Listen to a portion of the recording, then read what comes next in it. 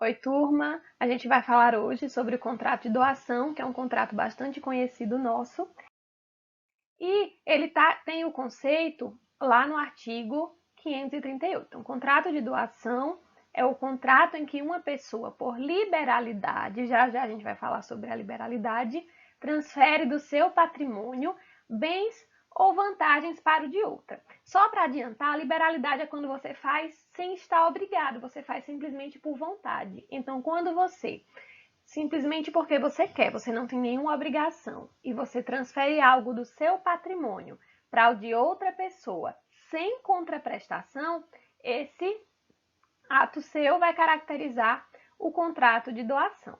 Quanto à natureza jurídica, que é a classificação, o contrato de doação ele é gratuito, porque não há ônus em regra para o beneficiário, então eu vou transferir algo do meu patrimônio sem nenhuma contraprestação, então a outra parte não vai ter nenhum ônus, nenhum prejuízo patrimonial. Por isso também que a doação é um contrato unilateral, porque eu tenho uma obrigação só para uma das partes. O doador ele vai ter que doar, só que o que vai receber não vai ter nenhuma contraprestação, não vai precisar entregar nada em troca, então é um contrato unilateral. A doação é um contrato formal. Por que ela é um contrato formal? Porque a lei ela vai exigir a forma escrita. Então, o contrato de doação ele tem que ser por escrito, seja por instrumento público, seja por instrumento particular. Então, a regra é que eu preciso, se eu quiser fazer uma doação, ter um documento escrito. Eu mesmo posso fazer, que é o caso do instrumento particular, ou eu posso fazer através de uma escritura pública em cartório, que seria um instrumento público. Só que o próprio artigo 541, que vai exigir a forma escrita, ele vai trazer uma exceção, que é o caso da doação de bens de pequeno valor. Se o bem a ser doado ele é de pequeno valor, eu vou dispensar a forma escrita e posso fazer uma doação manual. Basta que eu entregue que a doação vai estar perfeita. Quanto ao pequeno valor, o código não vai dizer o que é, a gente vai ter que analisar cada caso concreto. Vai ser pequeno valor aquele bem que sair do patrimônio do doador sem causar um prejuízo patrimonial. O doador não vai empobrecer por fazer aquela doação, então isso aí é um bem de pequeno valor. E aí eu mencionei que a doação ela é unilateral, só quem faz é o doador, sem nenhuma contraprestação, mas continua tendo natureza contratual. Por quê? Porque a pessoa que recebe, que é o donatário, tem que dizer se aceita ou não. Então, a doação ela é um contrato, porque eu vou precisar da intervenção de duas partes. O doador, que é quem pratica a liberalidade, quem escolhe doar, e o donatário, que vai precisar dizer se aceita ou não. Então, por isso que a doação ela não está classificada lá nos atos unilaterais, que também estão previstos no código. Ela está classificada dentro do direito contratual, porque eu preciso dessa aceitação da outra parte, então eu vou ter a manifestação de duas vontades, a do doador, que é a vontade de doar, e a do donatário, que vai dizer se aceita ou não. Então, quando eu falo que é unilateral em relação a qual é a parte que tem a obrigação, é só uma, são as duas, mas continua sendo contrato. A gente até teve essa discussão quando estava explicando a classificação dos contratos. Na doação, a capacidade das partes, a capacidade que a lei exige para as partes é diferente. Para o doador, que é a parte ativa da doação, eu vou precisar da capacidade para os contratos em geral, que é ser maior de 18 anos, em pleno gozo das suas faculdades mentais, só que eu também preciso que ele tenha a capacidade de disposição patrimonial, ou seja, que ele possa dispor do seu patrimônio. Por quê? Porque na doação algo está saindo do patrimônio dele e indo para o patrimônio do donatário. Então, eu preciso que esse doador ele também tenha capacidade de disposição patrimonial. E a capacidade de disposição patrimonial não é todo mundo que tem, mesmo que seja maior de 18. O exemplo que eu sempre uso é o exemplo do pródigo. O pródigo ele é capaz para todos os atos da vida civil, exceto para aqueles que impliquem em disposição patrimonial. Então, ele não pode doar, ele não pode vender, mesmo sendo maior de 18. Então, para o doador, eu vou exigir a capacidade ampla. capacidade para os atos da vida civil, que é ser maior de 18 anos, mas também a capacidade de disposição patrimonial. Já para o donatário, que é quem vai receber a doação, que é a parte passiva nesse contrato, eu não vou exigir capacidade nenhuma, qualquer pessoa vai poder ser donatário, independente de capacidade. Por quê? Porque ele vai só receber uma vantagem, ele não vai estar se obrigando. Se ele não vai estar se obrigando no contrato, nesse caso eu não preciso que ele seja capaz. Então qualquer pessoa pode receber uma doação, inclusive pessoas que ainda não nasceram. Eu posso doar algo para o nascituro, que é aquele que já foi concebido, está na barriga da mãe esperando nascer. E eu posso doar também para prole eventual, sequer foi concebido. Vou doar uma casa para o filho que minha irmã tiver dentro de um período de 2 anos, por exemplo. Minha irmã não está grávida, mas se ela vier a engravidar nesse período e tiver um filho, essa doação vai acontecer. Então, o donatário não precisa ser capaz, sequer precisa existir. Eu posso doar para alguém que foi concebido e não nasceu ainda, que é o nascituro, ou alguém que sequer foi concebido, que é a prole eventual. Agora, nesse caso, a doação ela é condicional.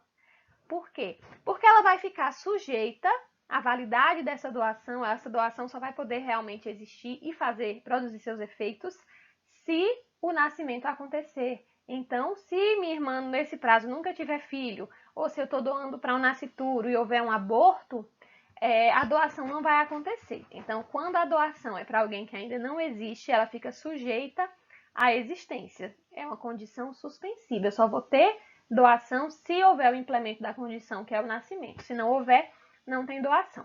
E eu coloquei aqui uma observação no material que o ascendente pode doar para o descendente, marido e mulher podem fazer doações recíprocas sem nenhum problema. Então, algumas restrições que a gente estudou lá na compra e venda não vão se aplicar aqui, mas nós vamos ver cada uma no decorrer dessa aula.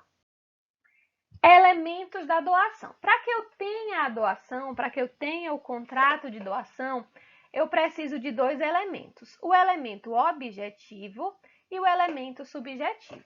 O elemento subjetivo é o animus donandi, que é a vontade de doar. Então, é o que eu falei lá no conceito, é a liberalidade, que é a ação desinteressada de dar a outrem sem estar obrigado, parte do próprio patrimônio. Então, para ser doação, eu preciso ter essa vontade de doar. Se eu entrego para você R$100, mas porque eu estou lhe devendo que você me emprestou, isso não é doação, isso é pagamento. Por quê? Porque eu estou obrigada a lhe dar. O pai que, por exemplo, dá todo mês uma prestação alimentar para o seu filho, é uma doação? Não, ele está cumprindo a obrigação dele, que está lá dentro do poder familiar. Então, não é doação. Diferente eu vou para um aniversário e quero levar um presente para o aniversariante. Eu sou obrigada a levar? Juridicamente, não. Claro que socialmente é interessante quando você vai para um aniversário você levar um presente, mas você não é obrigado. Mas você quer levar? Você quer dar um presente? Isso é uma doação. Então, eu soube que estão querendo construir o Hospital do Câncer e eu quero doar uma quantia. Sou obrigada a doar? Se eu não doar, eu vou sofrer alguma consequência? Não, mas eu quero fazer. Isso é a liberalidade. É quando você faz sem estar obrigado, entregando algo do que é do seu patrimônio para outra pessoa. Então, só é doação se tiver realmente essa liberalidade. Além disso, eu tenho um elemento objetivo que vai dizer respeito à própria prestação, ao objeto da doação, que é a transferência de bens ou vantagens. Então, eu estou transferindo algo do meu patrimônio para o patrimônio do donatário, e isso que eu vou transferir são bens ou podem ser apenas vantagens. Então, desde que tenha natureza patrimonial, pode ser bem móvel, imóvel, incorpóreo. Eu posso, por exemplo, doar para você o título de sócio do Yacht Club por 1 ano. Não é um bem corpóreo, algo que vai se materializar, mas tem um valor patrimonial, então eu posso fazer essa doação. E aí na doação, como a gente viu, ela é gratuita e unilateral, então eu só vou ter uma diminuição patrimonial do lado do doador, que ele vai entregar algo sem nada receber, então eu tenho o aumento de um patrimônio à custa do outro, porque alguém entrega algo sem nada receber e alguém, que nesse caso é o donatário, recebe algo sem nada precisar entregar. Não há uma contraprestação na doação em regra.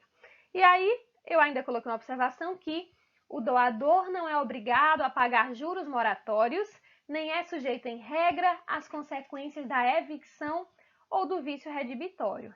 Na doação, como ela é um contrato unilateral e gratuito, que só uma parte tem o prejuízo patrimonial e a outra só tem a vantagem, eu não posso também querer piorar a situação desse doador, querer onerá-lo, porque se eu quiser trazer um prejuízo para ele, uma responsabilidade maior, talvez ele desista da doação. Então, se, por exemplo, eu disse que eu ia lhe doar uma coleção de livros, eu disse que ele doar uma coleção de livros dia 1º de abril. E aí, hoje, dia 9, é que eu vou lhe entregar. Você não pode falar, você está atrasada, você vai ter que me dever agora, você me deve, vai ter que me pagar os juros da mora, que você tá aí 9 dias atrasada. Você não vai poder fazer isso, porque o doador ele não deve juros moratórios. Se ele disse que ia fazer uma doação, ele demorar a fazer essa doação, ele não vai poder ser cobrado, ser prejudicado, sofrer um prejuízo patrimonial por causa dessa demora. E além disso, em regra, porque a gente vai ver, e até já mencionou quando estudou esses institutos, que há exceções, mas em regra, o doador ele não vai arcar com as consequências da evicção ou do vício redibitório.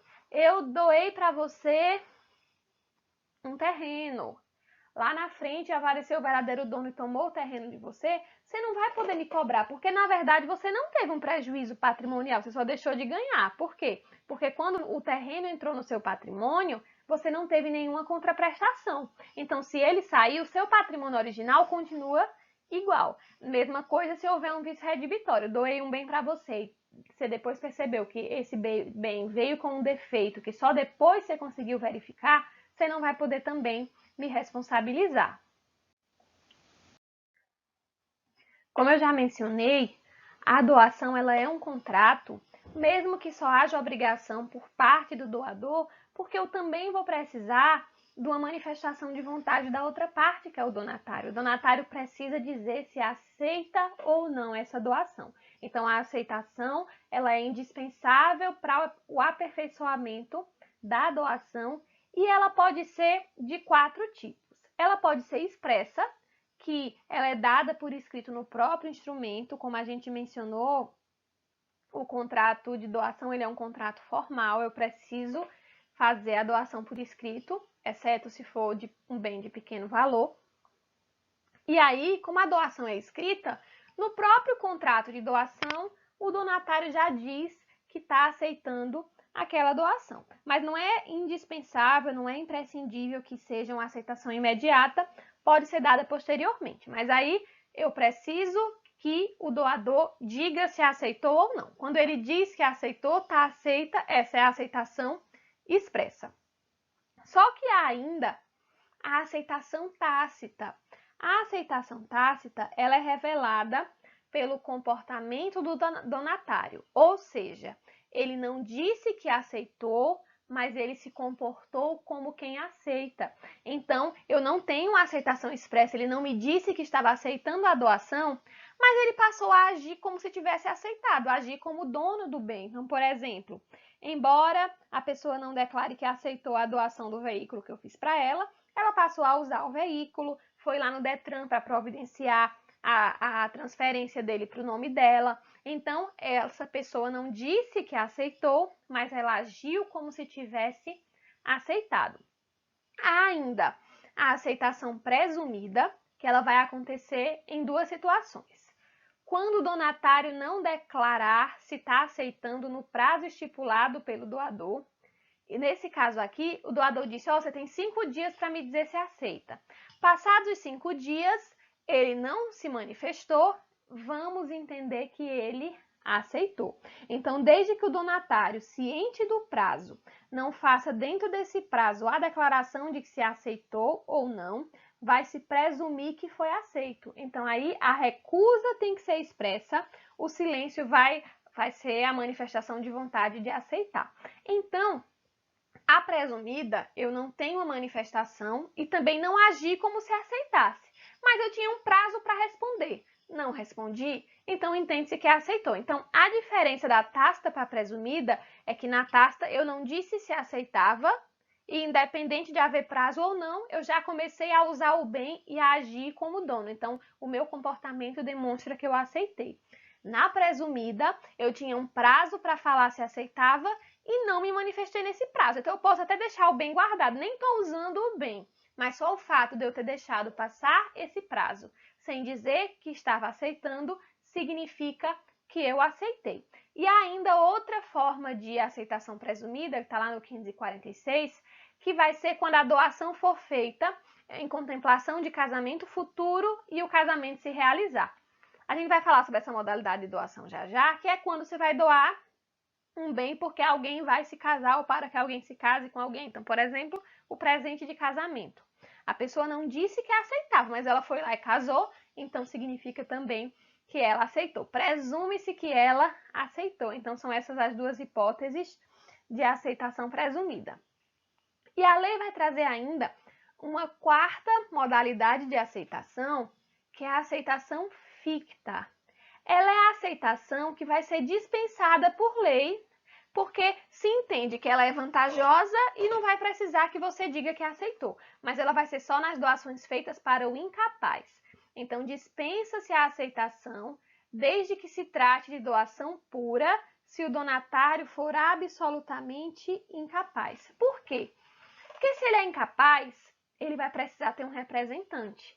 E aí eu precisaria mobilizar esse representante para fazer a aceitação. Então, se a doação é pura, que é aquela sem nenhuma contraprestação, que realmente só traz vantagem patrimonial, não traz nenhum prejuízo, se entende que ela é extremamente vantajosa para o incapaz. Então, a gente nem precisa pedir para o representante aceitar, nem precisa esperar prazo, nem precisa que ele se comporte como aceitou. Se é feita para o incapaz e é vantajosa, a gente finge que já houve a aceitação. Então, a própria lei entende, não precisa. A gente entende que está aceita porque é uma coisa boa para ele, por isso que é chamada de aceitação ficta. Ela é uma ficção. Não aconteceu em nenhuma modalidade, mas como é só um ato que só vai trazer vantagem para o incapaz, é um ato que vai ser bom para ele, então, nesse caso, eu vou dispensar essa aceitação.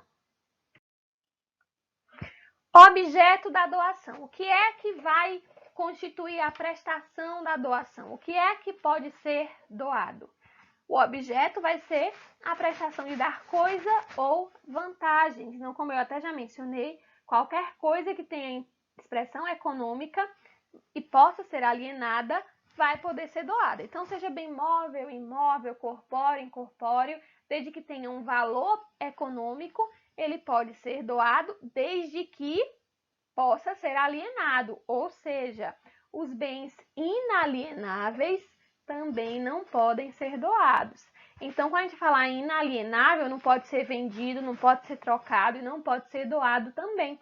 Então, aquilo que foi inalienável, e aí relembrando mais uma vez o assunto das outras aulas, a coisa pode ser naturalmente inalienável, legalmente inalienável ou convencionalmente inalienável. Em qualquer um desses casos, se a coisa tem algum tipo de inalienabilidade sobre ela, ela não vai poder ser doada.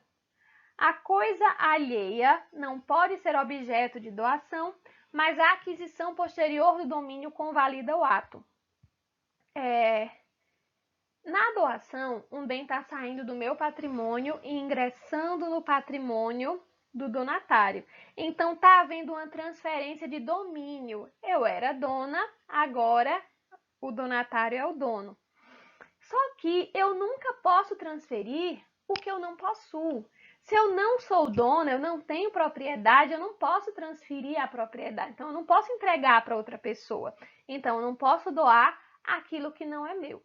Só que aí o próprio dispositivo vai trazer que a aquisição posterior do domínio convalida o ato. Isso quer dizer que, Se eu estou com um objeto e ele não é meu e eu doei para você, essa doação não existe, porque se eu não tinha propriedade, eu não poderia passar a propriedade para você. Mas se depois que eu lhe entreguei, eu adquiri esse bem, eu fui lá no verdadeiro dono e comprei esse bem a ele, aí aquela doação que eu fiz para você, mesmo quando o bem não era meu, ela fica válida. Então, quando eu entrego algo que não é meu, não tem doação. Mas se eu adquirir posteriormente essa propriedade, esse domínio, procurar o verdadeiro dono e adquirir esse bem, a doação que eu fiz para você fica perfeitamente válida. Ainda quanto ao objeto, coisa futura, ou seja, algo que ainda não existe, pode ser objeto de doação. Eu posso doar algo que eu ainda não fiz, eu ainda vou produzir, algo que ainda vai ser feito. Agora, quando a doação ela é de uma coisa futura, é uma doação condicional. Ela só vai realmente acontecer se o objeto vier a existir.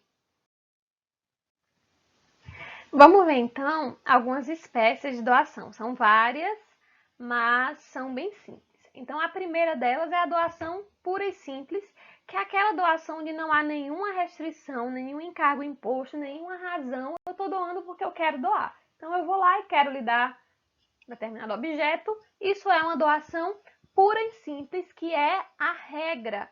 Então, se a doação for para ser diferente, colocar um encargo para outra parte, nesse caso, eu vou precisar deixar isso muito claro, porque presume-se que a doação ela é pura e simples.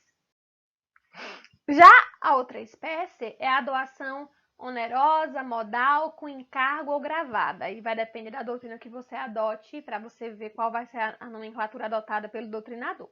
Mas são todos sinônimos. Então, doação onerosa, doação modal, doação com encargo, doação gravada é aquela doação em que o doador impõe ao donatário um dever, ou seja, eu estou recebendo, mas eu estou também adquirindo junto com esse bem uma obrigação. Eu estou adquirindo um dever. Então, nesse caso, por exemplo, eu vou doar ao município um terreno, mas eu falo, é para construir uma escola. Eu vou doar para você um terreno, mas eu falo, ó, em parte dele eu quero que você faça um abrigo para cães. Eu vou doar para você um carro, mas eu vou dizer, ó, com esse carro, uma vez por mês, você vai me levar para o médico. Então, eu estou impondo ao donatário uma obrigação com aquele bem, e isso é uma doação onerosa. Agora, o encargo, ele não suspende nem a aquisição, nem o exercício do direito. O que é que isso quer dizer? Que a partir do momento que eu faço a doação, o bem já passa a ser do donatário. O bem não vai ser dele só quando ele cumprir o que eu pedi. Não, já é dele e ele já pode utilizar o bem, proteger o seu bem, exercer o que ele quer que ele quer exercer com aquele bem, mas ele tem aquele dever de cumprir. Já é dele, mas ele continua obrigado. Então, não pensem que o encargo vai suspender a aquisição. Ah, você só vai ser dono quando você cumprir. Não, entreguei, já é dele e ele está com o bem, mas agora tendo aquela obrigação. O encargo ele pode ser imposto a benefício do próprio doador, ou seja, eu vou doar para você fazer algo para mim, de terceiro, vou fazer para você fazer algo para um terceiro, ou então do interesse geral, como é o exemplo da escola que eu dei para construir a escola. E aí, o bem doado já é do donatário e ele tem esse dever de cumprir o encargo. Se ele não cumpre, o cumprimento desse encargo pode ser exigido judicialmente e os legitimados vão ser o próprio doador, o terceiro, se ele for beneficiário, e o MP. No caso do Ministério Público, só se for um encargo de interesse geral e se o doador faleceu sem cobrar o cumprimento desse encargo. Considera-se não escrito o encargo ilícito ou impossível, salvo se constituir o motivo determinante da liberalidade, caso em que invalida o negócio jurídico. O que é que isso quer dizer? Que se esse dever que o doador colocou nesse contrato para o donatário for algo ilícito ou impossível, por exemplo, eu vou lhe doar uma casa, mas eu quero que nos finais de semana você deixe ela funcionar como casa de prostituição. É o encargo ilícito. Nesse caso, ele se considera não escrito, ou seja, eu doei a casa para você e é como se fosse uma doação pura. Você não tem nenhum dever, que você não vai cumprir algo que é contra a lei, ou se o encargo for impossível, você não vai ter nem se você quisesse, você poderia cumprir.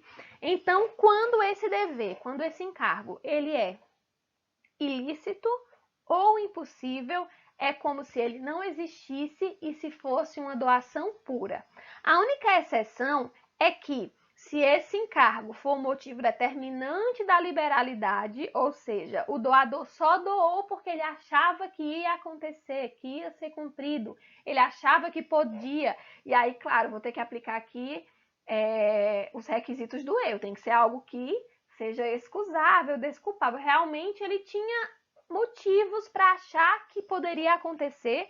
Aí como foi? Como ele agiu por erro, ele pode pedir a invalidação desse negócio jurídico no prazo de 4 anos. Então, só para retomar, para deixar bem claro, se esse ônus, se eu gravei essa doação com o encargo ilícito ou impossível, é como se não existisse o encargo. A doação continua, mas uma doação pura, ou seja, não há nenhum dever para o donatário. Agora, se o doador comprova que ele achava que poderia ser cumprido, que ele só doou porque ele achava que iria se realizar, aí, nesse caso, demonstrados que os requisitos para a ocorrência do erro foram cumpridos, ele pode pedir a invalidação dessa doação. Outra modalidade é a doação remuneratória.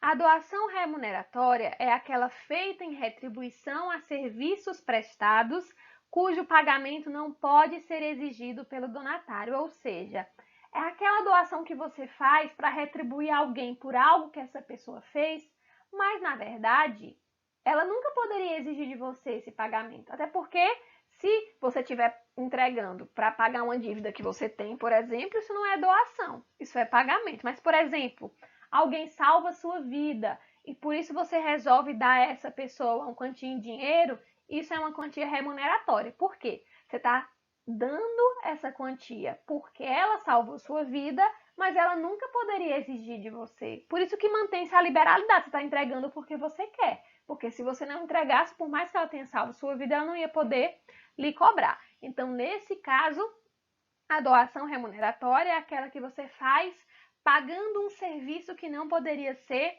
cobrado. Se o valor pago excedeu do serviço, o excesso será doação pura, ou seja, se a pessoa prestou um serviço para você, que você não pediu, por isso que ela não poderia cobrar, mas você resolve remunerar, a doação vai ser considerada como remuneratória só no que equivaler ao valor do serviço. No que passar do valor do serviço, vai ser doação pura. E por que é importante eu saber distinguir que uma parte é remuneração e o que passa é doação pura? Porque na parte que vai corresponder ao serviço prestado, se esse donatário perder esse bem para o verdadeiro dono, ou seja, se esse donatário sofrer evicção, o doador vai responder. Então, por exemplo, você recebeu uma amiga sua na sua casa que veio passar uns dias para fazer um concurso em Petrolina. E aí ela ficou na sua casa, você foi trabalhar, quando chegou ela tinha feito uma faxina e a casa estava super limpa e maravilhosa.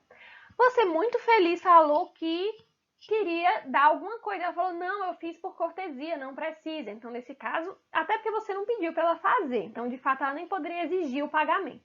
Mas ela falou que não queria nada. Você resolve, então, em gratidão a ela, dar a ela, por exemplo, um anel. Então, quando você dá esse anel, isso é uma doação remuneratória. Por quê? Você está remunerando um serviço que ela fez, mas que ela não poderia exigir. Se lá na frente aparece o verdadeiro dono desse anel e toma dela, ela vai poder lhe responsabilizar pela evicção, mas ela não vai poder pedir o valor todo do anel. Ela não recebeu pela faxina que ela fez?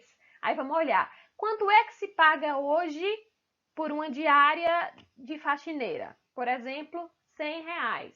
Quanto vale o anel? 500. Mas como o serviço prestado só valia 100, ela só vai poder pedir responsabilizar pela evicção no equivalente a esses R$100. Então, por isso que é interessante eu saber quanto vale o serviço que está sendo remunerado, porque no que ele vale, mesmo não podendo ser exigido, se eu resolvo fazer a doação, eu vou responder pela evicção se essa pessoa perder esse bem para o verdadeiro dono. Outra modalidade é a doação mista.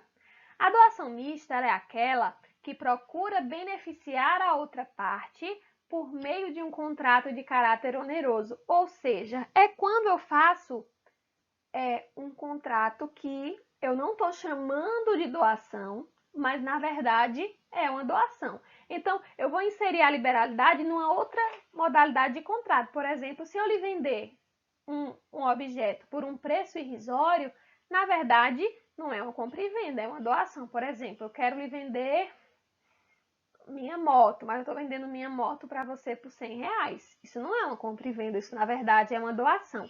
Então, nesse caso, isso é a doação mista. É errado? É uma simulação? Em regra, não. Às vezes você quer fazer uma doação, a pessoa fala, não, mas eu não quero receber, eu tenho vergonha. Você, tá bom, só para não ficar de graça, me dê tanto, um valor muito inferior ao valor do bem que está sendo entregue. Isso é uma doação mista. Então, se não está prejudicando o terceiro, não é simulação, não há nenhum problema, é uma doação perfeitamente válida. Doação em contemplação do merecimento do donatário. É aquela doação em que o doador ele vai mencionar expressamente o motivo da liberalidade, ou seja, vou lhe doar um computador porque você é muito estudioso e eu quero que você que facilite os seus estudos, por exemplo. Então, quando ele menciona que está doando porque o donatário merece, essa é a doação em contemplação do merecimento do donatário e o que vale é o que o doador considera. De repente, essa pessoa nem é estudiosa, mas ele não acha que é, então é uma doação perfeitamente válida. Então, não se exige que o donatário realmente faça por merecer. O que importa é que o doador acredite que ele merece. Essa é a doação em contemplação do merecimento do donatário. Outra modalidade é a doação feita ao nascituro. É aquela doação que eu estou fazendo a alguém que já foi concebido, mas ainda não nasceu, está na barriga da mãe. Nesse caso, como a gente viu que eu preciso ter aceitação na doação, essa doação ela vai ser aceita pelo representante legal, que pode ser o pai, pode ser a mãe, ou pode ser um curador especial, ou seja, o juiz pode nomear alguém para analisar os interesses desse nascituro e aceitar essa doação. O mais comum é que sejam os pais, mas de repente há um conflito de interesses. Aí o juiz pode nomear um terceiro como curador especial. Mas ainda que seja feita a aceitação, essa doação ela tem uma condição suspensiva. A validade dela vai ficar condicionada ao nascimento com vida. Então, fiz a doação, o representante, o curador, os pais aceitaram, mas a doação de fato só vai acontecer se ele nascer com vida. Houve um aborto, a mãe perdeu o bebê, não tem doação. Então, eu não vou pensar, como o bebê morreu na barriga, então se já tinha feito a doação, o bem agora é da mãe dele. Não, a doação fica condicionada ao nascimento com vida. Se não nasceu, não tem doação. Outra espécie de doação é a doação em forma de subvenção periódica. É aquela doação que você faz de maneira contínua. Por exemplo, você todo mês dá uma cesta básica para uma família. Você todo mês deposita um valor na conta da APAME, por exemplo. Então, você não tem obrigação, está fazendo isso porque você quer. Então, mantém-se a liberalidade, que é o animus donandi, a vontade de doar, por isso que é doação. Então, você vai fazendo sempre, isso é uma doação em forma de subvenção periódica. Só que lembrando, doação é liberalidade, você faz sem ter obrigação. Então, quando você quiser parar, você pode. Tem 5 anos que todo mês você dá uma cesta básica para uma família. Você pode parar quando você quiser. E aí você resolveu parar de doar porque quis ou porque não tem mais condições. Essa família que recebia não vai poder lhe procurar e falar: ah, mas eu já você me deu todo mês essa cesta básica, eu já adquiri direito a ela, vai ter que continuar me dando. Criou uma expectativa? Não. Por quê? Porque se eu obrigo você a doar, perde a liberalidade. E sem liberalidade, eu não tenho doação. Então, você pode parar quando você quiser. E você pode, inclusive, fazer com que essa doação continue depois que você morrer. A regra é que ela se extingue quando o doador morrer. Só que ele pode fazer uma estipulação em testamento, deixar um valor para que continue sendo feita essa doação. Então, eu quero que essa família continue sendo ajudada, eu posso destinar uma parcela do meu patrimônio no meu testamento para isso. Só que, claro, os herdeiros, eles só vão ser obrigados nas forças da herança. Eu deixo um testamento dizendo que eu ainda quero que essa família todo mês receba a cesta básica, mas eu não deixei patrimônio, meus herdeiros não vão tirar do próprio patrimônio para cumprir uma vontade minha. Se eu quisesse que isso continuasse, eu teria que ter deixado um patrimônio para isso. Outra modalidade é a doação entre cônjuges. Assim como a compra e venda, a doação entre cônjuges vai poder acontecer desde que sejam bens particulares, bem excluídos da comunhão. Se os bens já são dos dois, não tem como um doar para o outro. Agora, se forem bens particulares, e aí, como a gente até já mencionou nas aulas passadas, quando falamos da compra e venda, eu vou ter que olhar qual é o regime do casamento. Comunhão universal, o que tinha antes é de todo mundo, o que adquiriu depois é de todo mundo. Então, só tem bens comuns, não tem como ter doação. Mas na comunhão parcial, que tudo diante do casamento continua sendo só de um dos cônjuges e só vai comunicar o que adquiriu depois, um desses bens de antes, que é um bem particular, ele pode doar, ou separação de bens. Só tem bens particulares, então um pode doar para o outro sem nenhum problema. Doação em contemplação de casamento futuro. Essa doação é aquela que você faz em consideração a núpcias próximas do donatário com certa e determinada pessoa, ou seja, é a doação que você faz porque alguém vai se casar com alguém. Então, por exemplo, o presente de casamento. Nesse caso, quando você faz essa doação, como eu até já mencionei hoje, o casamento se realiza, presume-se essa aceitação. E aí, essa doação só vai ficar sem efeito se o casamento não se realizar. Ou seja, eu dei um presente, geralmente a gente entrega antes, né? O presente de casamento e os noivos desistiram do casamento, não vai ter mais casamento, eu posso pedir o presente de volta, porque a doação precisava que o casamento acontecesse para ela realmente valer. Então, se não teve casamento, eu posso pedir de volta o bem, não há necessidade de manter essa doação. Agora, aconteceu o casamento, a doação permanece válida, ainda que haja no dia seguinte o divórcio, ou ainda que casou hoje, quando estava saindo do casamento, morreu, não tem problema. Aconteceu o casamento, a doação está definitiva. Então, ainda que as partes se separem depois, ainda que uma parte faleça e haja a viuvez da outra, a doação permanece válida. Para não ter doação, só se o casamento não se realizar. Realizou, se torna irretratável. Doação em comum a mais de uma pessoa é a chamada doação conjuntiva. Eu estou doando um bem para Maria e para José. Isso é uma doação conjuntiva. Se eu só fizer a doação para Maria e para José, sem nenhuma outra observação, presume-se que ela foi distribuída por igual entre eles, ou seja, 50% do bem é de Maria, 50% do bem é de José. Se eu quiser que as cotas sejam diferentes, que a parte de um seja maior que a parte do outro, eu preciso deixar isso claro no instrumento da doação, lembrando mais uma vez que a doação, em regra, ela é por escrito. Então, se eu quiser que a parte de Maria seja maior, eu tenho que colocar lá. Maria terá a cota de 70% do bem, José vai ter a cota de 30%. Então, eu preciso ser clara. Se eu faço uma doação para mais de uma pessoa e não menciono cotas, presume-se que é a mesma. Então, eu vou dividir por igual. Doei para 5 pessoas, cada uma tem 20%. Doei para 10 pessoas, cada uma tem 10% desse bem. Quero que seja diferente? Preciso colocar isso no instrumento da doação. E o doador, ele pode instituir o direito de acrescer. Em regra, quando eu recebo um bem, ele se torna meu. Quando eu morrer, ele vai para os meus herdeiros. Mas se o doador ele colocar o direito de acrescer, que também não se presume, tem que estar no contrato, quando um dos donatários morrer, a parte dele não vai para os seus sucessores, ela vai para o outro donatário. Então, nesse caso, por exemplo, se eu doar para Maria e para José, quando Maria morrer, os bens dela vão para o filho dela. Só que, se eu colocar no contrato de forma expressa o direito de acrescer, quando Maria morrer, esse bem que foi doado não vai para o filho dela. Esse bem que foi doado agora vai ser todo de José. Então, isso é o que é o direito de acrescer. A parte do que falecer primeiro acrescerá ao que sobreviver. Então, não vai para os herdeiros. Doei para 4 pessoas, cada uma tem 25%.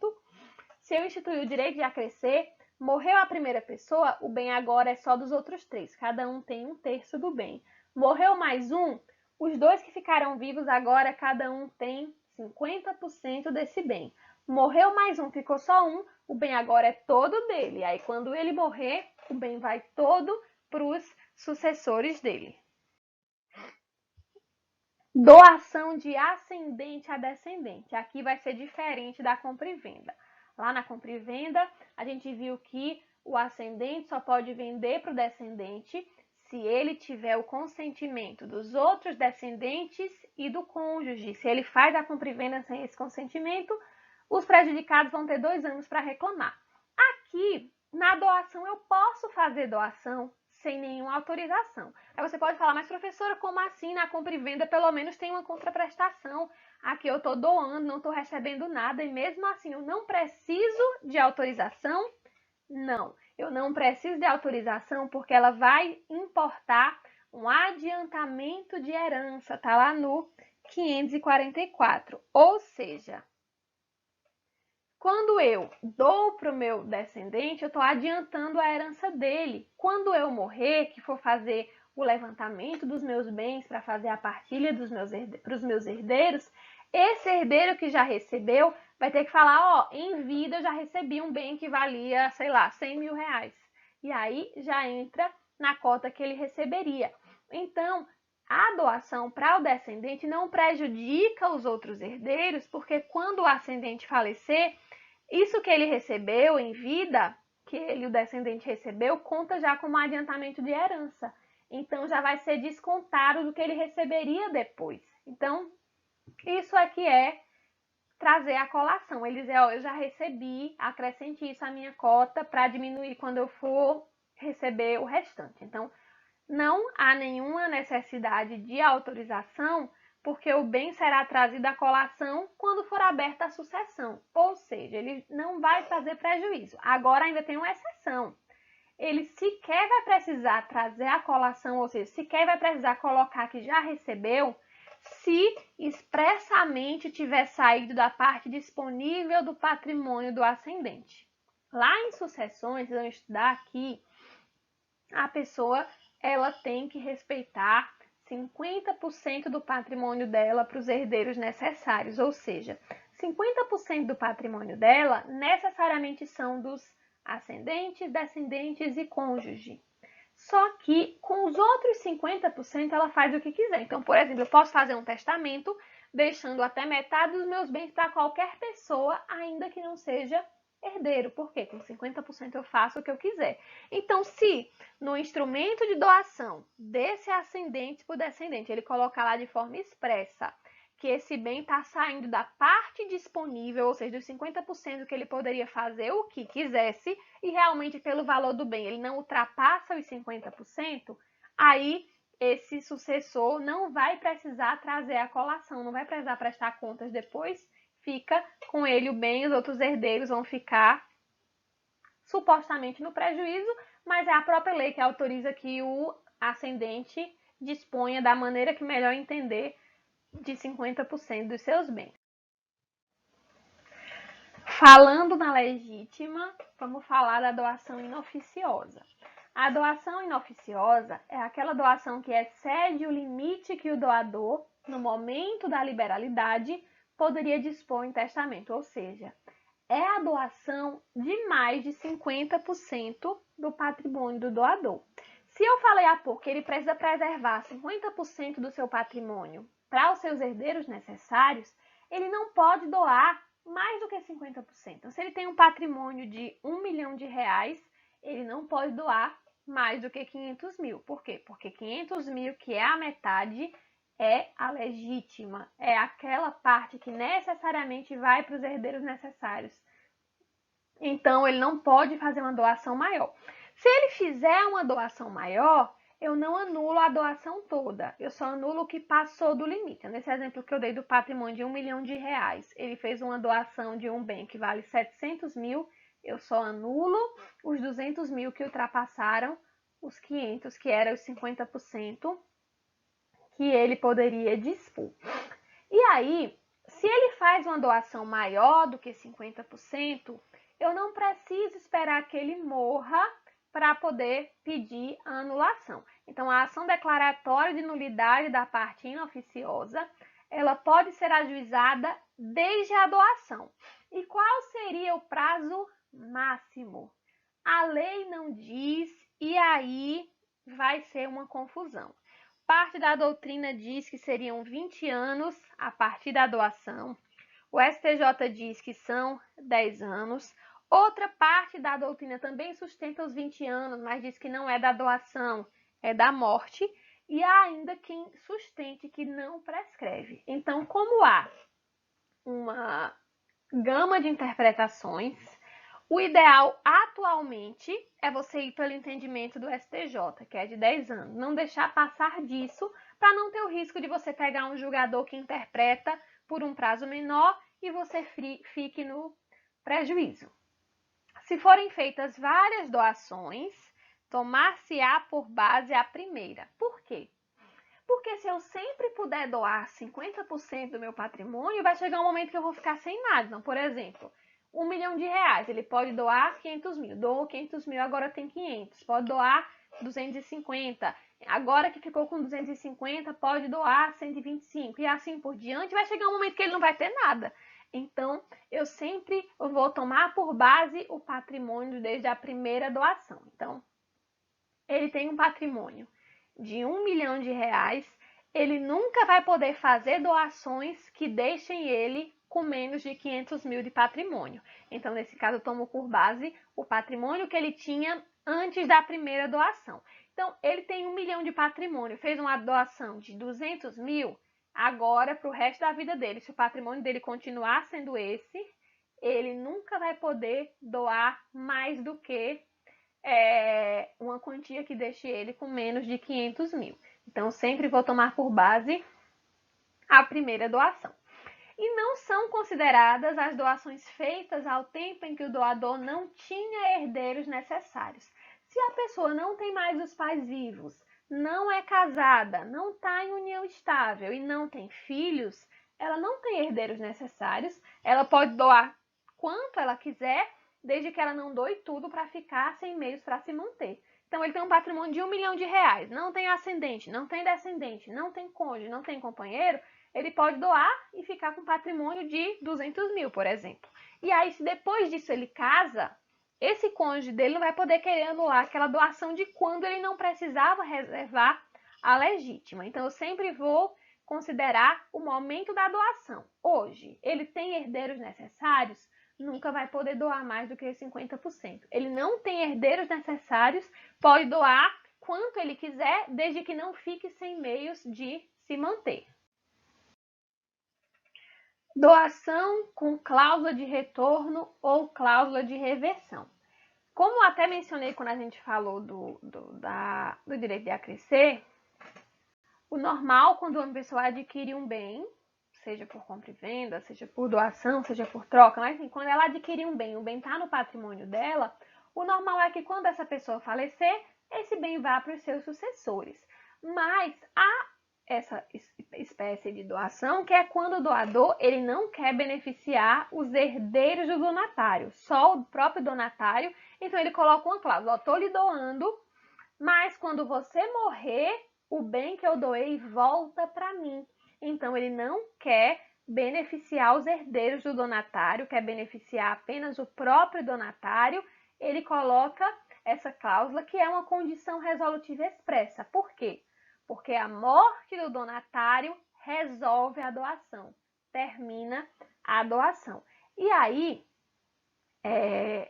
essa cláusula vai tornar a doação um contrato personalíssimo, que é só em relação ao donatário e não aos sucessores desse. E aí eu recebi o bem com essa cláusula, eu sei que se eu morrer primeiro, esse bem volta para você. Então, eu posso até dispor desse bem, negociar com outras pessoas, mas a pessoa que tiver com esse bem vai ter uma propriedade resolúvel. Por quê? Porque se eu morrer primeiro, esse bem vai ter que ser devolvido ao doador. Agora, se o doador morrer primeiro, aí o patrimônio vai se incorporar definitivamente para o donatário. Ou seja, se eu disse, ó, tô lhe doando, se você morrer primeiro, volta para mim. Mas quem morreu primeiro foi eu, você não vai ficar esperando agora para, se você morrer, o bem ser entregue para os meus herdeiros. Não, também é personalismo em relação ao doador, porque a cláusula de reversão, ela só pode beneficiar o próprio doador, ela não pode beneficiar um terceiro. Ah, vou lhe doar e se você morrer primeiro, o bem vai para Maria. Não posso fazer isso. Então, como só pode beneficiar o doador, o bem só pode voltar para o próprio doador, se o doador morre primeiro, é como se resolvesse essa cláusula. Não há cláusula, o bem fica definitivamente com o beneficiário. Havendo comoriência a morte simultânea, eu não tenho como precisar quem morreu primeiro. Por exemplo, os dois estavam no avião, o avião caiu, não dá para saber quem morreu primeiro. Então, nesse caso, a cláusula não prevalecerá, ou seja, não vai retornar o bem para o patrimônio do doador para agora e para os sucessores dele. Não, fica no patrimônio do donatário e vai ser repartido entre os sucessores deste. Não é comum, mas pode ser convencionada a reversão ainda vivo o donatário, ou seja, vou lhe doar, mas quando você completar 70 anos, o bem volta para mim, por exemplo. Não é tão comum, é muito mais comum com a morte da outra parte, mas pode acontecer. Doação manual, a gente mencionou que a doação é um contrato formal, a lei diz que a doação precisa ser feita por escrito, mas o próprio 541 vai dizer que a doação de bens móveis de pequeno valor pode ser verbal, ou seja, não precisa ser por escrito. Então, aí, primeiro, os bens têm que ser móveis, eu não posso fazer doação manual de bens imóveis, e o bem tem que ser de pequeno valor. Só que a lei não diz o que é pequeno valor. Que pode ser pequeno valor para você, pode ser algo de muito valor para mim. Então, a doutrina vai dizer que o pequeno valor ele vai ser aferido em relação ao patrimônio do doador. Então, eu vou olhar para o patrimônio do doador. Esse bem que está sendo doado está trazendo um prejuízo muito grande para o doador? Está empobrecendo o doador? Se sim, é um bem de alto valor, vai ter que ser por escrito. Se não, aí nesse caso não precisa fazer documento escrito. E essa exceção do 541 é inclusive para facilitar as relações. Imagina, você vai para o aniversário, leva um presente e tem que levar um contrato para o aniversariante aceitar o presente. Fica um pouco até difícil de imaginar, tão absurdo que é. Por isso que quando o bem ele é de pequeno valor, é um bem móvel, e você vai entregar, por isso que eu coloquei no material, que só será válida se seguida da imediata tradição, aí nesse caso eu não preciso seguir a regra de que precisa ser por escrito. Última modalidade, finalmente, que são inúmeras, é a doação feita à entidade futura. Como eu mencionei, o donatário ele não precisa de capacidade e ele sequer precisa existir. Então, eu posso doar para uma pessoa que ainda não nasceu, como eu mencionei, mas eu posso doar também para uma pessoa jurídica que ainda não existe. Então, eu posso doar para um hospital que querem construir, que ainda não existe, o Hospital do Câncer, por exemplo. Então, é permitida a doação à entidade que ainda não existe, mas esta caducará, ou seja, deixará de valer, se em 2 anos a entidade não estiver constituída regularmente. Essa constituição regular seria o próprio registro na Receita Federal, a criação lá do CNPJ para essa pessoa jurídica realmente passar a existir. Então, doei, não veio a existir, já passaram-se 2 anos, eu posso pedir de volta aquilo que eu doei. Se a entidade vem a existir, presume-se aceita a doação. Não vou precisar que ela faça um documento dizendo que aceitou. Então, essas são as modalidades, são inúmeras, mas são simples, como a gente viu.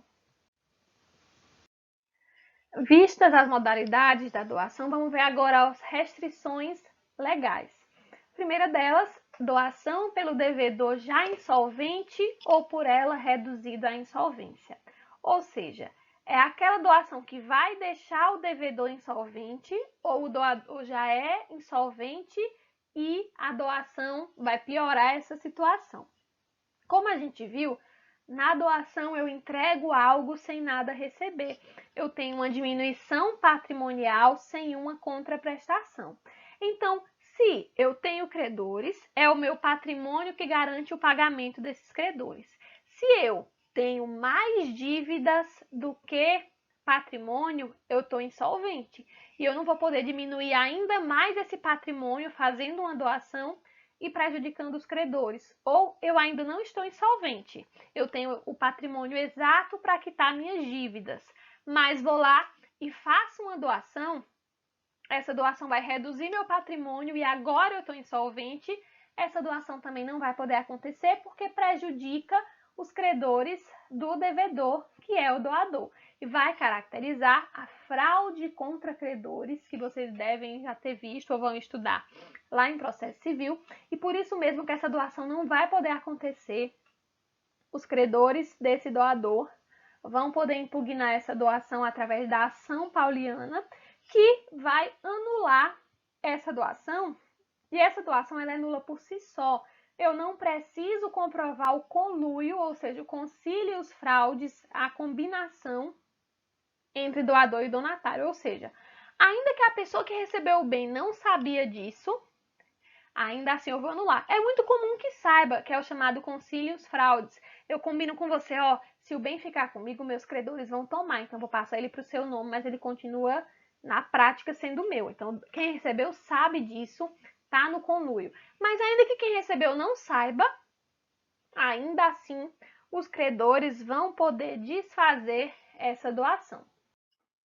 Outra restrição legal, que a gente até já mencionou aqui, é a doação da parte inoficiosa. Eu mencionei há pouco que se eu tenho herdeiros necessários, eu nunca vou poder doar mais do que 50% do meu patrimônio. Se eu faço uma doação de mais de 50% do meu patrimônio, essa é a chamada doação inoficiosa e o que exceder o meu patrimônio disponível vai ser anulado. Então, aqui eu não anulo a doação toda, eu anulo só aquilo que ultrapassou os 50%, porque lembrando, se eu tenho herdeiros necessários, ascendente, descendente, cônjuge ou companheiro, eu não vou poder doar mais do que 50% do meu patrimônio, porque 50% são dos meus sucessores por direito. Então, se eu faço uma doação de 60% do meu patrimônio, eu anulo os 10% que ultrapassaram a legítima. Outra doação que não vai poder acontecer, ainda que a pessoa não tenha herdeiros necessários, porque se ela tem que respeitar os 50%. Mas se ela não tem, ela nunca vai poder doar todos os seus bens. Então, o doador, ele não pode doar todo o seu patrimônio sem reservar parte ou renda suficiente para a sua subsistência. Por quê? Porque se ele tem patrimônio e ele vai lá e doa tudo, ele vai acabar onerando o Estado, vai ter que buscar o assistencialismo do Estado, trazendo uma despesa para o Estado. Então, isso não é bom. Então, ele não pode doar tudo e ficar dependendo do Estado. Então, ele não pode doar todo o seu patrimônio sem reservar uma parte para que ele possa sobreviver. Agora, não há nenhuma restrição se ele tiver alguma fonte de renda ou reservar para si o usufruto dos bens. Vamos por partes. Eu posso doar tudo que eu tiver, desde que eu tenha uma fonte de renda. Ó, meu patrimônio todo é constituído por uma casa e um carro. É meu único patrimônio. Mas eu tenho uma aposentadoria muito boa que eu consigo me manter sem problemas. Aí eu vou poder doar minha casa e meu carro, porque eu todo mês vou receber a aposentadoria para me manter. Ou se eu reservar para mim o usufruto dos bens. Ó, eu vou lhe doar meu carro e minha casa, é meu único patrimônio. Mas eu quero ficar com o usufruto, ou seja, o bem já é seu, mas enquanto eu for viva, eu que vou utilizar. Então, eu vou ter onde morar, vou ter o carro para andar. Então, nesse caso, eu também posso fazer. Lembrando que aqui Só se eu não tenho herdeiros necessários, que se eu tiver, eu nunca vou poder doar mais do que 50%.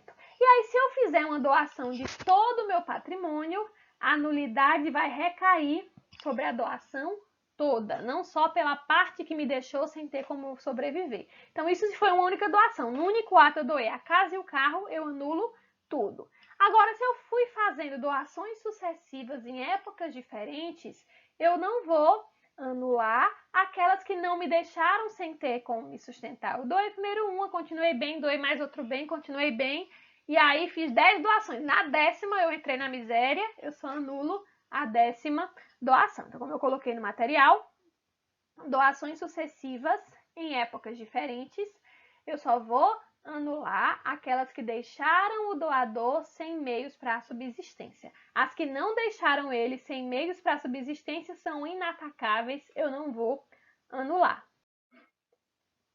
Outra restrição, essa daqui tem finalidade de proteger a família, a doação do cônjuge adúltero a seu cúmplice. O cônjuge, se ele fizer uma doação para o cúmplice do adultério, seja um amante habitual, seja o caso de uma noite que ele teve, essa doação pode ser anulada pelo outro cônjuge ou pelos herdeiros necessários até 2 anos depois de dissolvida a sociedade conjugal.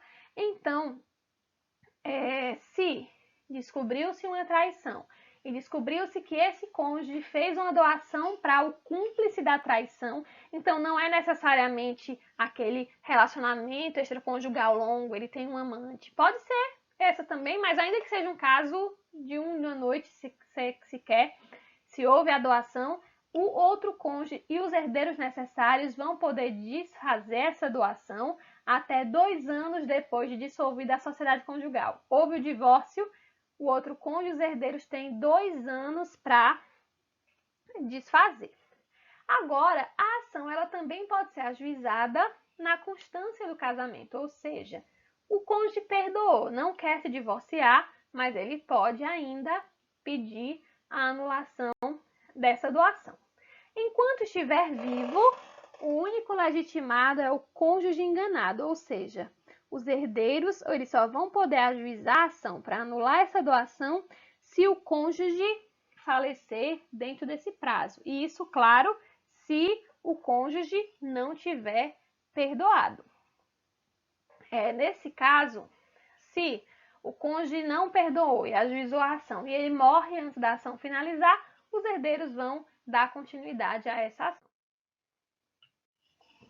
Vamos falar agora da revogação da doação. Quando é que o doador pode desfazer a doação feita?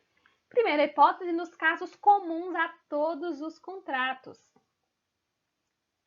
Se houver algum vício, em qualquer modalidade de contrato, você vai poder pedir a anulação. Então, por exemplo, o agente era incapaz, o objeto era ilícito, o objeto era impossível, o objeto era indeterminável, não observou a forma legal. Qualquer contrato que venha a ferir um desses requisitos vai poder ser anulado, não seria diferente com a doação.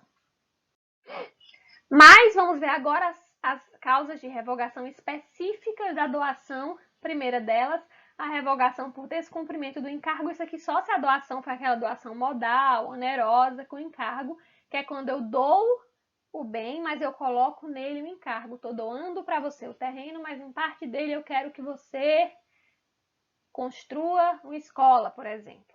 Então, nesse caso, se a doação ela foi feita subordinada a encargo e fixado o prazo, o donatário não o cumpriu, ele vai estar em mora. Então, se o doador fixou um prazo na doação, a mora ela é automática quando o prazo vencer. Então, vou lhe doar o terreno e você tem até dezembro para construir uma escola, dia 10 de dezembro. Se chegar dia 10 de dezembro, o donatário já está em mora e a doação já poderá ser revogada. Então, quando o doador dá um prazo, chegou no prazo, a mora do donatário é automática. Caso não haja termo no contrato, o doador interpelará o donatário judicial ou extrajudicialmente para cumprir o encargo fixando o prazo razoável. Estou doando terreno para você, em parte dele, construir uma escola. Eu não disse quando era para você fazer isso, Mas foi passando o tempo, você não fez, eu posso notificar, seja judicial, seja extrajudicialmente, para que você cumpra. Você não construiu ainda, agora você tem um mês para construir, por exemplo. E aí, quando eu fixar esse prazo a partir dele, se você não cumprir, é que você vai estar em mora. E a mora do donatário, ela autoriza a revogação da doação, a não ser que haja uma força maior, porque a força maior afasta a mora. Então, se o donatário ele comprova que não cumpriu por algo além do controle dele, por uma força maior, aí, como a força maior exclui a culpa, a mora vai ser afastada e eu não vou poder revogar essa doação. A ação de revogação ela é personalíssima, só pode ser feita pelo próprio doador. Então, os herdeiros do doador não têm legitimidade para revogar a doação. E aí, se forem vários os donatários e indivisível o encargo, a revogação vai ser total. Eu doei para 3 pessoas e o encargo era construir a escola. Eu não disse qual era a parte de cada um. Então, quando eu for revogar, a revogação é total. Aí, nesse caso, revoga para todo mundo. Diferente é se o encargo for divisível. Porque se o encargo for divisível, cada um tiver exatamente uma obrigação, aí o doador é quem vai verificar no interesse dele a quem ele quer cobrar. Ele cobra a quem ele quiser, ele pode cobrar um, perdoar o outro. Fica a critério do doador.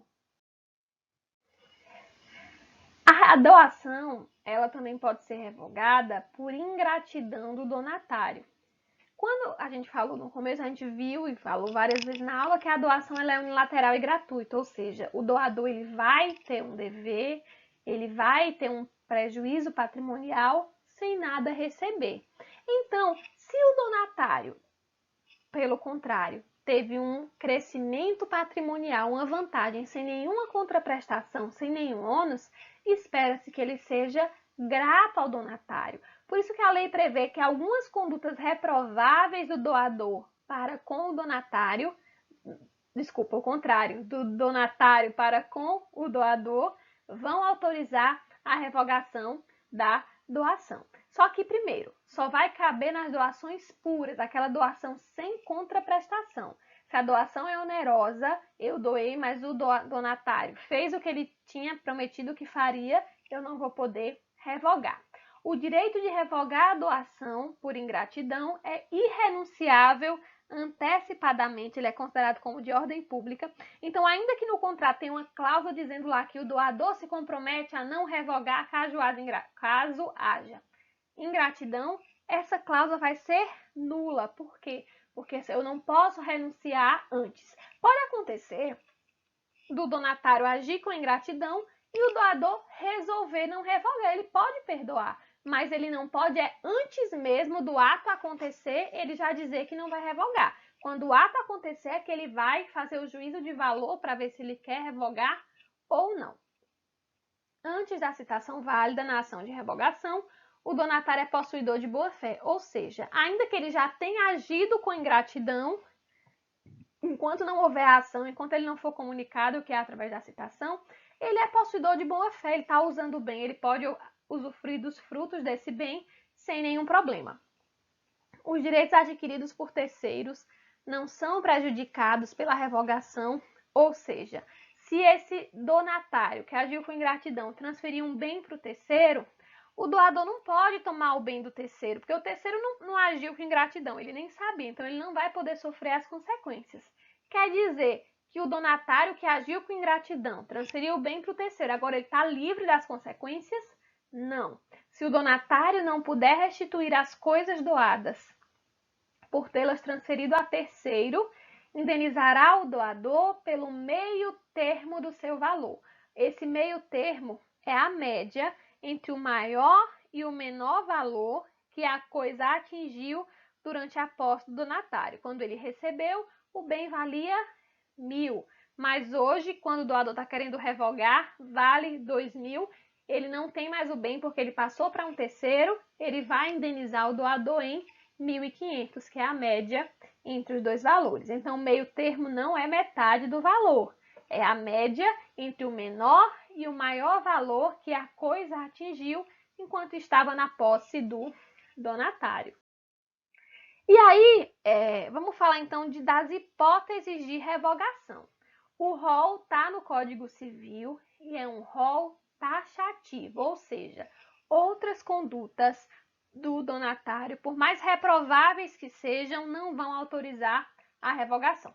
Então, primeira causa de revogação por ingratidão, se o donatário atentou contra a vida do doador ou cometeu crime de homicídio doloso contra ele. Então, aqui, o donatário matou o doador ou tentou matar, a doação vai poder ser revogada. Agora, no caso de se ele tiver efetivamente consumado o homicídio, só se foi doloso. Homicídio culposo não, porque o homicídio culposo não é intencional, é por uma falta de cuidado, negligência, imprudência e perícia. Então, nesse caso, não vai ser possível revogar se o homicídio for culposo. Tentativa é sempre dolosa, por isso que na tentativa de homicídio eu já posso revogar. No homicídio consumado, só se foi doloso.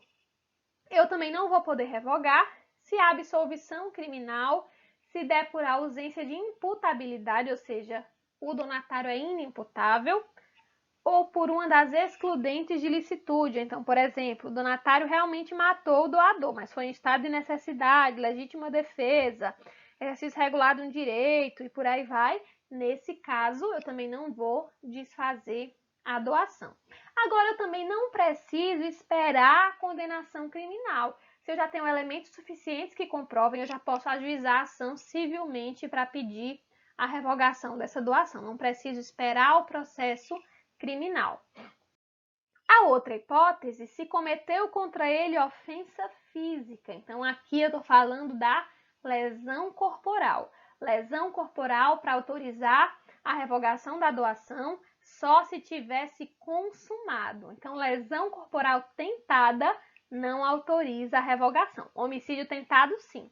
Lesão corporal tentada, não. Então, é necessário que a agressão tenha se consumado e eu também não preciso esperar o juízo criminal, eu não preciso esperar a condenação pelo crime de lesões corporais. Claro, se existir a coisa julgada criminal, vai fazer coisa julgada no cível também. Mas, se eu não quiser esperar, já tenho elementos suficientes, já posso ajuizar a ação. Outra hipótese de revogação por ingratidão é se o donatário injuriou gravemente ou caluniou o doador. Então, injúria e calúnia são crimes contra a honra, e aí vocês podem perceber que falta um crime contra a honra aqui, que é a difamação, porque a difamação, ela não autoriza a revogação. Então, é só a injúria, que é quando você atinge a honra subjetiva da pessoa, ou a calúnia, quando você atribui um crime a essa pessoa. Então, nesse caso, eu vou poder revogar a doação. Existe a intenção de ofender, então eu preciso comprovar que o donatário quis ofender o doador. E no caso de calúnia, admite-se a exceção da verdade. Se vocês viram ou vão ver lá em direito penal, que na calúnia eu estou atribuindo a alguém um crime. Estou dizendo, fulano cometeu um crime, ele vai me processar por calúnia. Mas eu posso me defender usando a verdade. Exceção quer dizer defesa. Então, quando eu me defendo falando, não, eu falei, mas foi porque você efetivamente cometeu o crime. Eu comprovo que você cometeu o crime. Então, nesse caso, eu estou demonstrando que não foi calúnia. Porque calúnia é você atribuir a alguém um crime que ela não cometeu. Se você efetivamente cometeu, não tem calúnia. Então, eu não posso revogar a doação. Então, eu quero revogar a doação porque o donatário está dizendo que eu cometi um crime. Vou tentar revogar. Ele se defende com a verdade, dizendo que eu de fato cometi, eu não vou poder revogar essa doação. Outra hipótese, que é a última, se podendo ministrá-los, recusou ao doador os alimentos de que este necessitava. Como eu já mencionei, na doação eu entrego algo sem nada receber. Eu diminuí meu patrimônio porque eu quis lhe beneficiar e você não deu nada em troca. Então, espera-se que você seja grato. Aí estou eu passando necessidades, sem ter o que comer, e você não me auxilia. Eu posso revogar a doação até para o bem voltar para o meu patrimônio e eu conseguir por um tempo me manter. Então, se o donatário ele pode ajudar o doador e não ajuda, esse doador vai poder revogar a doação. Não se exige que o doador seja parente do donatário, então mesmo que o doador não seja da família, o donatário não tem obrigação nenhuma civil de ajudar, mas ele tem uma obrigação moral porque ele já recebeu algo antes sem nenhuma contraprestação. Por isso que eu posso pedir a revogação. Só vai ser possível quando o doador não possa prover a própria mantença e não tenha parentes obrigados à prestação de alimentos. Ou seja, o donatário, ele pode falar, não, mas você está querendo revogar, mas você tem meios para se manter. Ou então, eu não lhe ajudei porque você tem pai e mãe, eles são obrigados a lhe sustentar. Eu achava que eles estavam lhe sustentando. Então, ele só vai ser realmente obrigado a ajudar. E não ajudando, ter que desfazer a doação, devolver o bem recebido, se, primeiro, ele tem que ter condições de ajudar, porque eu não posso querer que o donatário deixe de comer para ajudar o doador, e também desde que esse doador não tenha parentes obrigados a prestar alimentos. Se ele tem filhos, por exemplo, maiores que trabalham, são esses filhos que têm que ajudar. Para finalizar, vamos ver algumas disposições complementares que vão se aplicar à revogação por ingratidão do donatário. Em todas essas hipóteses que a gente viu, permite-se a revogação quando o ofendido for cônjuge, ascendente, descendente ainda que adotivo ou irmão do doador. Então, o doador não fez, o donatário, melhor dizendo, não fez nada para o doador, mas agrediu o filho dele, caluniou a esposa dele, negou alimentos para o irmão, isso também vai autorizar a revogação. O prazo para revogação é de 1 ano e não é 1 ano de quando acontecer o ato de ingratidão. É 1 ano de quando o doador tiver conhecimento do fato que configura a ingratidão. Então, a lesão corporal aconteceu há 5 anos. O doador só soube hoje que o filho dele foi agredido pelo donatário. Ele tem 1 ano para querendo pedir a revogação dessa doação através de uma ação judicial. A ação de revogação, ela é personalíssima, ou seja, só pode ser ajuizada pelo doador, não pode ser ajuizada pelos herdeiros, mas os herdeiros podem prosseguir na ação já ajuizada pelo doador, ou seja, o doador ajuizou a ação e morreu no curso dessa ação, os herdeiros podem continuar para receber o bem de volta e repartir entre si. Os herdeiros só vão ter legitimidade para ajuizar a ação se for no caso de homicídio doloso, porque aí matou o doador não tem como revogar, os herdeiros vão poder. E a doutrina vai além, Gonçalves diz que os herdeiros podem ajuizar no caso de homicídio doloso, exceto se, não havendo morte instantânea, o doador tiver perdoado, ou seja, o donatário deu um tiro no doador, só que o doador não morreu instantaneamente, ele foi para o hospital, passou uns dias lá ainda, agonizando, nesse prazo ele perdoou o donatário, os herdeiros não vão poder ajuizar. Então, quanto à doação é isso, se vocês tiverem alguma dúvida, vocês podem colocar nos comentários ou ir lá no fórum no Moodle para a gente tentar esclarecer.